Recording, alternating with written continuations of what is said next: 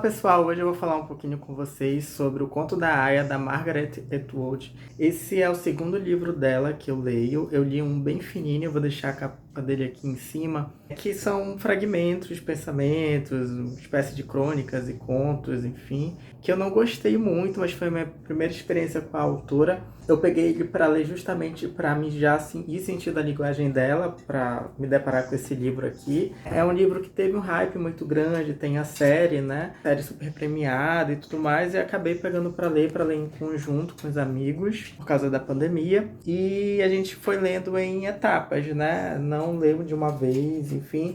E eu acho que o fato de não ter lido o livro, engolido ele, fez eu não acabar me conectando tão bem quanto eu gostaria. E aí, na metade desse livro, pro final, eu já fui estar lendo junto com a série, e acabou sendo um complemento muito bom a leitura do livro junto com a série. A primeira temporada da série, que é onde eu tô assistindo, ainda falta terminar, eu parei no 7º episódio. Vai mostrando muito o que acontece nesse livro. Eu não tenho vontade de assistir a continuação da série, segunda e terceira temporada, porque criticam muito, mas eu achei bem fiel ao livro, a primeira temporada, e me ajudou muito a compreender certas coisas que no livro eu não compreendi. E engraçado que no primeiro momento, assistindo a série, eu preferia a experiência da leitura do livro do que da série, mas depois, da metade para lá, a série ela cria uma conexão também que é muito, muito significativa com relação ao livro. Então aqui a gente tem a nossa narradora, que é a Ófraga. Ela pertence a essa família do comandante, e o nome dela de verdade, se eu não me engano, é Julia, mas se tiver errado eu vou colocar aqui o nome correto. E assim, é uns Estados Unidos distópico em que pessoas conservadoras de uma determinada religião, de Judá ou de Jeová, alguma coisa assim, se uniram, são militares que se uniram e mataram o presidente, mataram todo o Congresso, e aí entrou um estado de emergência, e aí aboliram a Constituição. Então eles passaram a comandar e criaram rituais, né, vinculados à Bíblia, e que, enfim, direitos, as mulheres, elas perderam seus direitos básicos, não podiam trabalhar fora de casa, não podiam ter conta no banco, o dinheiro foi pegado de volta e só poderia ser entregue ao homem da família mais próximo a essa mulher. Então tudo isso foi acontecendo assim, não de uma hora para outra, porque socialmente as coisas estavam indo para esse caminho, só que só foram se dar conta disso quando realmente a coisa explodiu. E as aias, elas são justamente porque também é uma sociedade em que, em decorrência da sífilis e de doenças sexualmente transmissíveis, a AIDS, enfim, e questão de não bombas atômicas, mas energias nucleares e coisas assim, as mulheres não poderiam mais ter filhos. A grande maioria das mulheres não tinham filhos, não podiam procriar, as crianças nasciam com deformidade. Então, a taxa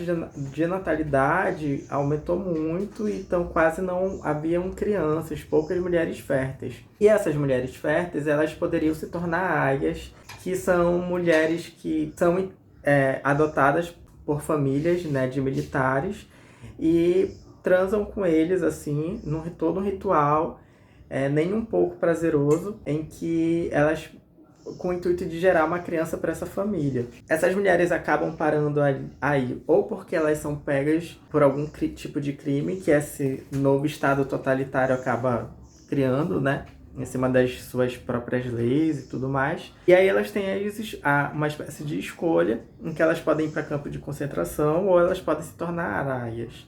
Quando essas mulheres não são férteis, elas se tornam cozinheiras, né, outro tipo de empregabilidade, ou são as esposas do comandante, que estão num lugar de elite, mas que também sofrem as consequências desse novo estado totalitário, apesar de que a grande maioria das esposas de comandantes defendem o estado totalitário. Então a gente tem aqui a mulher do comandante, por exemplo, que foi uma grande entusiasta desse início de movimento, e que depois, segundo a Ófraga, que narra a história, é como se ela se arrependesse, né?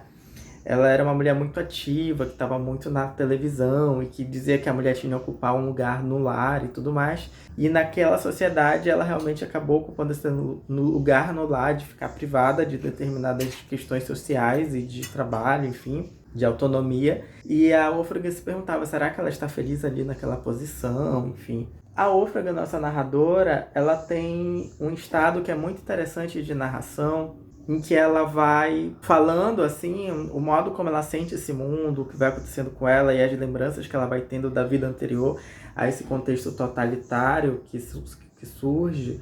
É bem interessante, assim, ela enquanto narradora. Eu gosto muito de literatura distópica, o próprio 1984, Admirável Mundo Novo, Fahrenheit 451.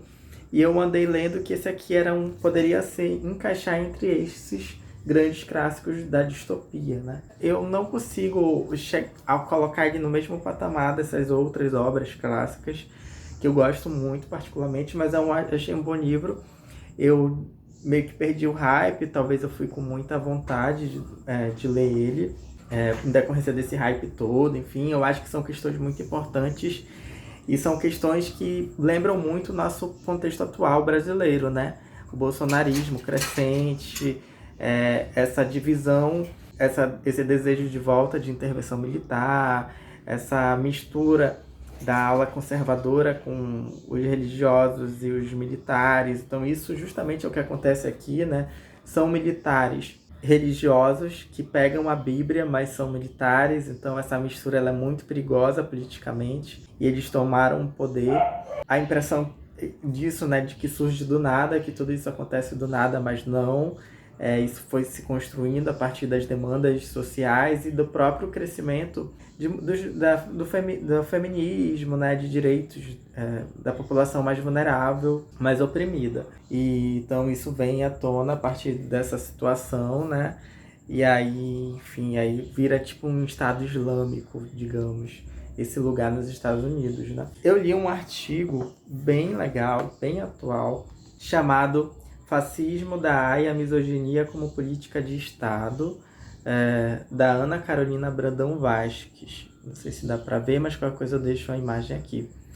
E é muito atual, ela é assistente social e ela pensa muito esse contexto do conto da AIA a partir da nossa realidade brasileira, né, com o bolsonarismo crescente, essa relação dessa divisão a partir do impeachment dos movimentos de 2013, de como a ala conservadora adentrou nesse movimento, que tinham pautas da pobreza, mas ao mesmo tempo pegou isso para criar um antipetismo, né, um ódio ao PT, com esse prol da corrupção, mas trazendo essas pautas mais conservadoras e o Bolsonaro justamente se tornando essa possibilidade de dar voz, né, a essas pessoas, a essa elite, enfim, essa galera aí conservadora, enfim, que vinham com essas pautas de branquitude, são mais pautas mais elitizadas, né, mais contra a corrupção e contra o Partido dos Trabalhadores. E quanto isso ganhou força e quanto isso está misturado com a religião, né, com a bancada evangélica e os militares, né, tu vê essa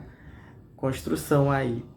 E aí é bem interessante assim o que ela traz para pensar e ao mesmo tempo o índice de violência às mulheres aumentou muito, né, a partir da eleição do Bolsonaro, apesar de que na minha cabeça a pauta contra a violência à mulher, ela é uma pauta tanto da direita quanto da esquerda. Apesar de que, né, o feminismo é muito uma pauta de esquerda, mas o combate à violência é dos dois, né? Mas ao mesmo tempo, com o avanço dessa ala direita, né, bolsonarista, o aumento à violência da mulher é algo assim que questionar sobre isso, né? Então ela traz justamente essa questão da misoginia como uma política do Estado dentro do contexto do bolsonarismo. Ela diz que se pensar as propostas de governo de Bolsonaro para os próximos 4 anos de forma fragmentada já nos permite perceber seu potencial violento. Ao analisá-las sob uma perspectiva de totalidade, percebemos que todas elas atendem fortemente ao capital financeiro, no que tange às medidas de austeridade propostas para a economia, e aos setores reacionários da nossa sociedade, no que concerne a retomada de valores conservadores e perda de direitos por parte das minorias sociais, né? Ela fala que isso vai acontecendo. E é o que a gente vê, né? Direitos básicos que foram alcançados o tempo todo estão sendo questionados. No caso específico das mulheres, além de um retrocesso assombroso em direitos arduamente conquistados, ainda recai as consequências desse amplo espectro de reformas apresentado. perda de direitos trabalhistas, de políticas públicas fundamentais. Aí ela diz: encerramos aqui sabendo que as possibilidades que se apresentam são a construção de uma nova ordem democrática ou a barbárie, né? É uma coisa ou outra. Ou a gente cria uma nova ordem democrática ou a gente vai ter a barbárie. E aí é uma dúvida que ela coloca, né? O que a gente vai ter diante de tudo isso? Ou a gente vai conseguir firmar a democracia ou a gente vai estar entregue a uma barbárie, né? E é isso, deu para linkar muito, foi muito assustador, na verdade, lendo esse livro e pensando na nossa realidade atual, no que vem acontecendo, nessa surpresa que houve, né? Eu fiquei muito surpresa a partir de todo esse contexto conservador que surge no Brasil, muito decepcionado também, mas ao mesmo tempo dando conta disso, procurando dar conta disso, lendo e procurando entender toda essa realidade e quais são as nossas possibilidades de existência, né? E é isso. Deixo a dica aqui, principalmente para você, que é mulher, né, para ler o Conto da Aia, assistir a série. Eu acho que dá voz a olhar para isso, né, e tentar não correr o risco desse retrocesso todo a direitos básicos, né, da posição da mulher na sociedade, enfim. É isso, não mais é isso. Serra o vídeo por aqui, até o próximo vídeo. Tchau.